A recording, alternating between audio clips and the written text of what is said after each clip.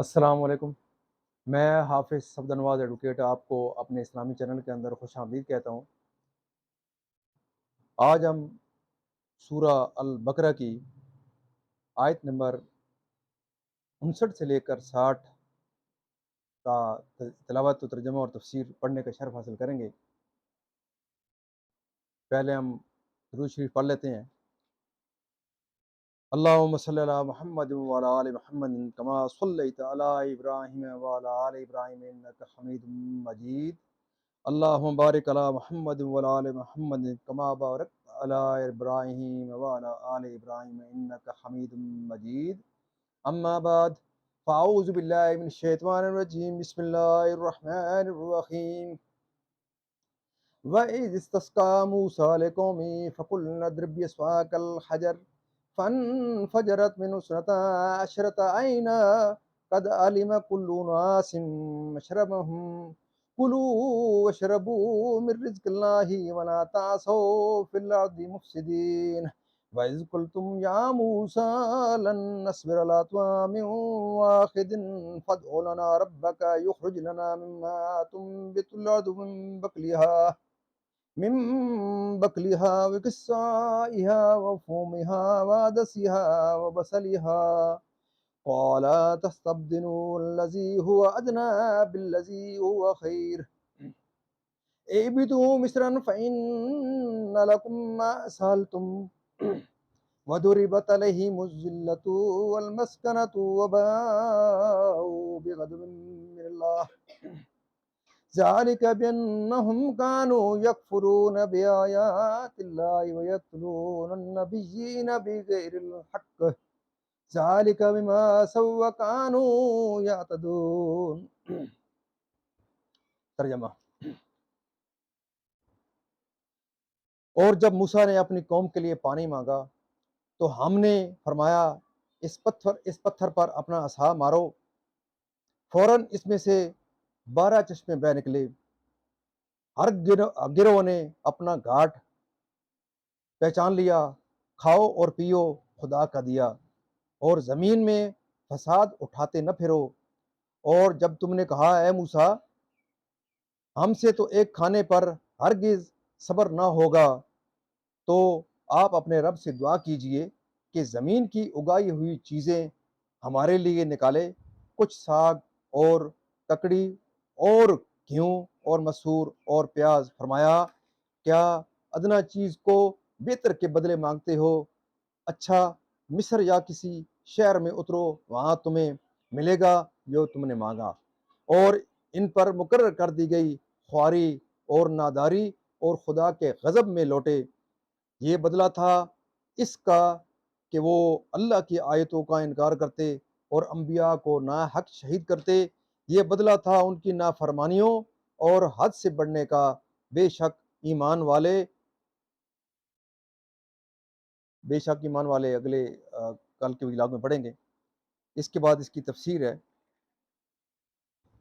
بخاری اور مسلم کی حدیث میں ہے کہ بنی اسرائیل کو حکم ہوا تھا کہ دروازے میں سجدہ کرتے ہوئے داخل ہوں اور زبان سے خطتن کلمہ توبہ استغفار کہتے جائیں۔ انہوں نے دونوں حکموں کی مخالفت کی، داخل تو ہوئے سرینوں کے بل گھسٹتے اور بجائے کلمہ توبہ کے تمسخر سے حبتن فی شعرتن کہا، جس کے معنی ہے بال میں دانہ۔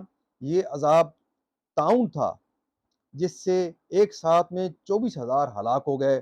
مسئلہ صحاح کی حدیث میں ہے کہ طاعون پچھلی امتوں کے عذاب کا بقیہ ہے۔ جب تمہارے شہر میں واقع ہو وہاں سے نہ بھاگو، دوسرے شہر میں ہو تو وہاں نہ جاؤ۔ مسئلہ صحیح حدیث میں ہے کہ جو لوگ مقام وبا میں رضا الہی پر صابر رہیں، اگر وہ وبا سے محفوظ رہیں، جب بھی انہیں شہادت کا ثواب ملے گا۔ جب بنی اسرائیل میں سفر میں پانی نہ پایا، شدت پیاس کی شکایت کی، تو حضرت موسیٰ علیہ السلام کو حکم ہوا کہ اپنا عصا پتھر پر مارو۔ آپ کے پاس ایک مربع پتھر تھا، جب پانی کی ضرورت ہوتی تو آپ اس پر عصا مارتے، اس سے 12 چشمے جاری ہو جاتے اور سب سیراب ہوتے۔ یہ بڑا معجزہ ہے۔ لیکن سید انبیاء صلی اللہ علیہ وسلم کے انگشت مبارک سے چشم جاری فرما کر جماعت کثیرہ کو سیراب فرمایا۔ اس جماعت کثیرہ کو سیراب فرمانا اس سے بہت اعظم و اعلیٰ ہے، کیونکہ عضو انسانی سے چشم جاری ہونا پتھر کی نسبت زیادہ عجب ہے۔ یعنی آسمانی طعام من و سلوہ کھاؤ اور اس پتھر کے چشموں کا پانی پیو جو تمہیں فضل الہی سے بے محنت میسر ہے۔ نعمتوں کے ذکر کے بعد بنی اسرائیل کی نالیاقتی، دو ہمتی اور نافرمانی کے چند واقعات بیان فرمائے جاتے ہیں۔ بنی اسرائیل کی یہ ادا بھی نہایت بے ادبانہ تھی کہ پیغمبر اولو العزم کو نام لے کر پکارا، یا نبی اللہ، یا رسول اللہ، یا کوئی اور تعظیم کا کلمہ نہ کہنا۔ جب انبیاء کا خالی نام لینا بے ادبی ہے تو ان کو بشر اور الچی کہنا کس طرح گستاخی نہ ہوگا؟ غرض انبیاء کے ذکر میں بے تعظیمی کا شائبہ بھی ناجائز ہے۔ اس سے آگے دوسرے صفحے پہ ہے کہ انہوں نے آسمانی غذاؤں کے بدلے ارضی پیداوار کی خواہش ظاہر کی، یا اسی طرح کی اور خطائیں جو زمانہ حضرت موسیٰ علیہ السلام میں صادر ہوئیں، بلکہ عہد نبوت سے دور ہونے اور زمانہ دراز گزرنے سے ان کی استعدادیں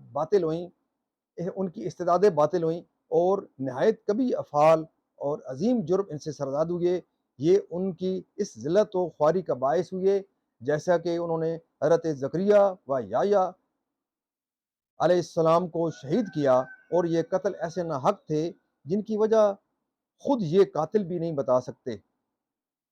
شان نزول ابن جریر اور ابن ابی حاتم نے صدی سے روایت کی ہے کہ یہ آیت حضرت سلیمان فارسی رضی اللہ تعالیٰ عنہ کے اصحاب کے حق میں نازل ہوئی کہ تم توریت مانو گے اور اس پر عمل کرو گے، پھر تم نے اس کے احکام کو شاک و گراں جان کر قبول سے انکار کر دیا، باوجود یہ کہ تم نے خود بالائے حضرت موسیٰ علیہ السلام سے ایسی آسمانی کتاب کی استدعا کی تھی جس میں قوانین، شریعت و آئین، عبادت مفصل مذکوروں، اور حضرت موسیٰ علیہ السلام نے تم سے بار بار اس کے قبول کرنے اور اس پر عمل کرنے کا عہد لیا تھا۔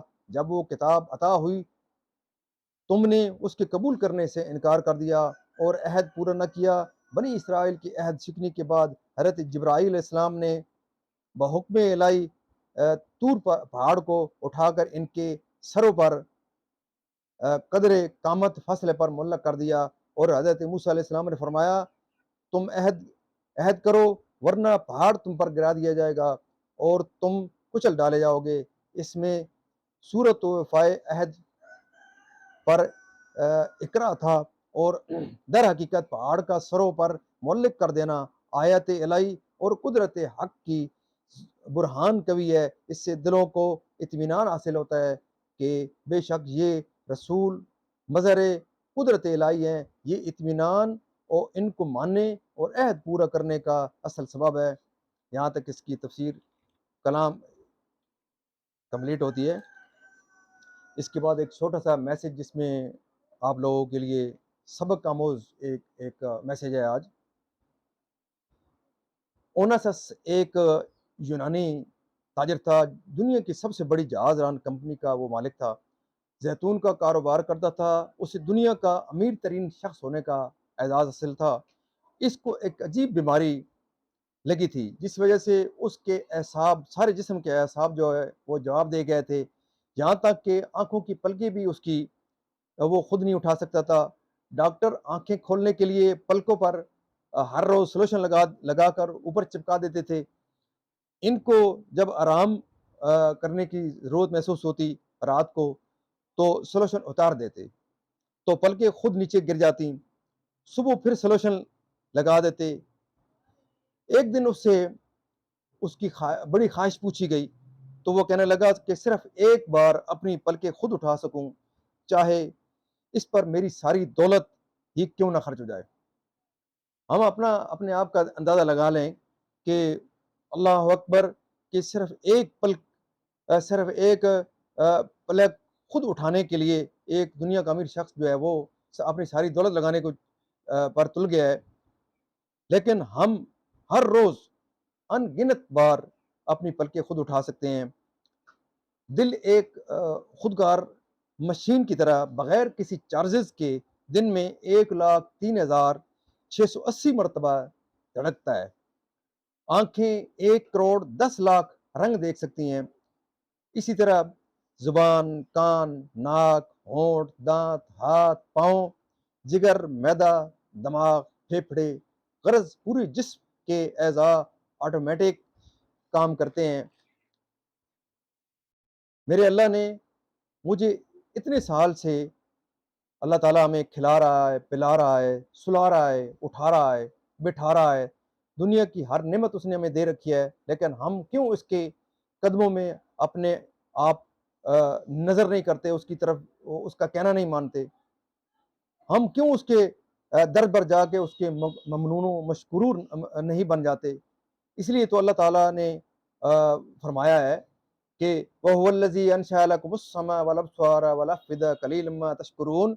اور اللہ کی ذات وہ ہے جس نے بنائے تمہارے لیے کان، آنکھیں اور دل، لیکن تم بہت کم شکر ادا کرتے ہو۔ اسی طرح سورت مومنون کی آیت نمبر 78 میں اللہ تعالیٰ ارشاد فرماتے ہیں کہ ایسے کریم رب کی ہر نعمت کا شکر ادا کرنا اور اس کو راضی کرنے کی پوری کوشش کرنی چاہیے۔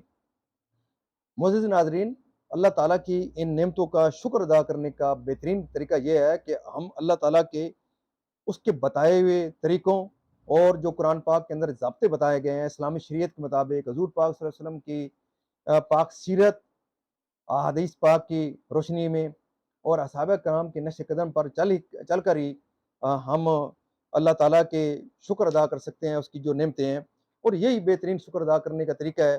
ہم نے اس کی نعمتوں کا شکر ادا کرنا چھوڑ دیا ہے، اس لیے اللہ تعالیٰ نے یہ روزی ہماری تنگ ہو گئی ہے۔ تو میں آپ تمام معزز ناظرین سے درخواست کروں گا کہ اللہ تعالیٰ کی جو نعمت بھی آپ کے پاس ہے اس کا ضرور شکر ادا کریں، ناشکری سے آپ کو کچھ حاصل نہیں ہوگا۔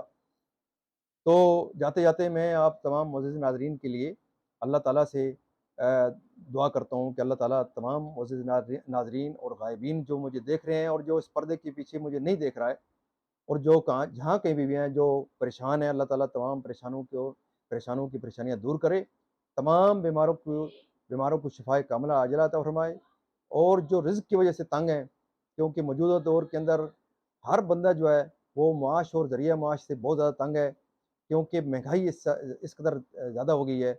تو اللہ تعالیٰ ہر کسی کا اپنے غیب کے خزانوں سے اللہ تعالیٰ رزق جاری کر دے، اور اس معیشت کا اللہ تعالیٰ اپنے غیب کے خزانے سے اس کو صحیح کر دے، اور اللہ تعالیٰ تمام مرحومین کو جنت الفردوس میں اعلیٰ مقام عطا فرمائے اور ان کی قبروں کو منور عطا فرمائے۔